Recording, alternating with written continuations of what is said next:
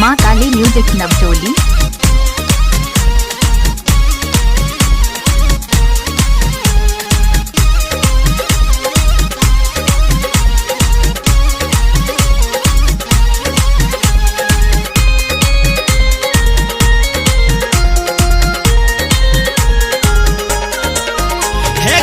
चल न चल तू घूमई मिथिला धाम, तोहरा घुमा देबो सुपौल डुमरी गाम। चल न चल तू घूमई मिथिला धाम, तोहरा घुमा देबो सुपौल डुमरी गाम। पेता ब्रह्मपुर कुशेश्वर स्थान, डीजे कदम पर करब प्रेम कर रोमांस। हे गई चल न चल तू घूमई मिथिला धाम, तोहरा घुमा देबो सुपौल डुमरी गाम।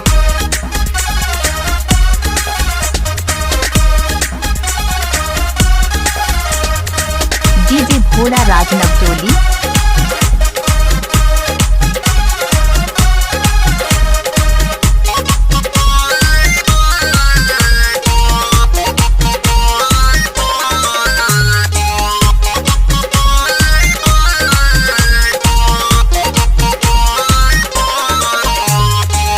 पहिल सिस बाइर घूमेबो दोसर में गजहारा, बड़ेल खुटौना कहा लक ही मनसापुर डगमारा।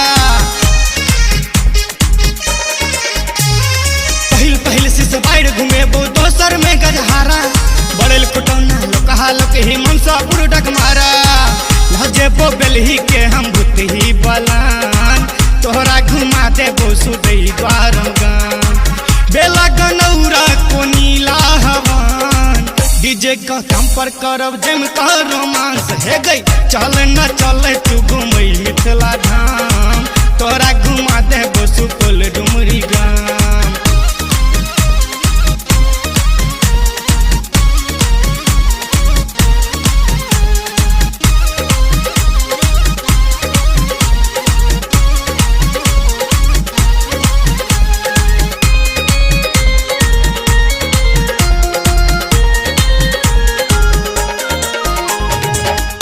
मधुबनी पाली बेनीपुर सहरसा, लगमा बिशनपुर रईमा कठिया हटनी और परसा।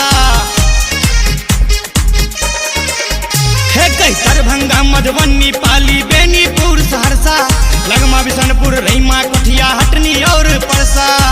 घूमब बिदेश्वर चलब लोहना उजान, तोरा घुमा देबो गरा टोल गाम। राटी मंगरौनी करियन महिषी पोखराम, डीजे कदम पर करब जम कर रोमांस। हे गई चल न चल तू घूमई मिथिला धाम, तोहरा घुमा देबो अपन पेता गाम।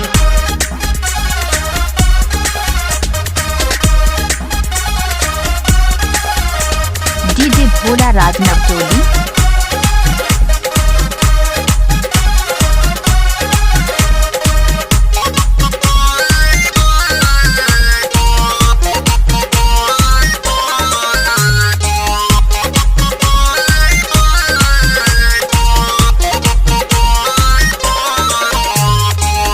कैलक अंधरा ठाड़ी झंझारपुर अररिया, मधेपुर बेलौचा रहिका सन बरसात तमुरिया।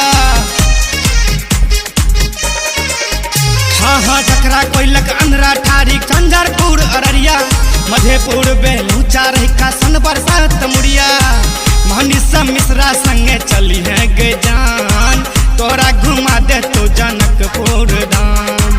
नारायण परदेसी पर दीहन ध्यान, गौतम डीजे के ओत बड़ छै गई नाम। हे गई चल न चल तू घूमई मिथिला धाम, तोरा घुमा देबो सुपौल डुमरी गाम। पेता ब्रह्मपुर कुशेश्वर स्थान, डीजे कदम पर करब प्रेम कर रोमांस। हे गई चल न चल तू घूमई मिथिला धाम, तोरा घुमा देबो सुपौल डुमरी गाम।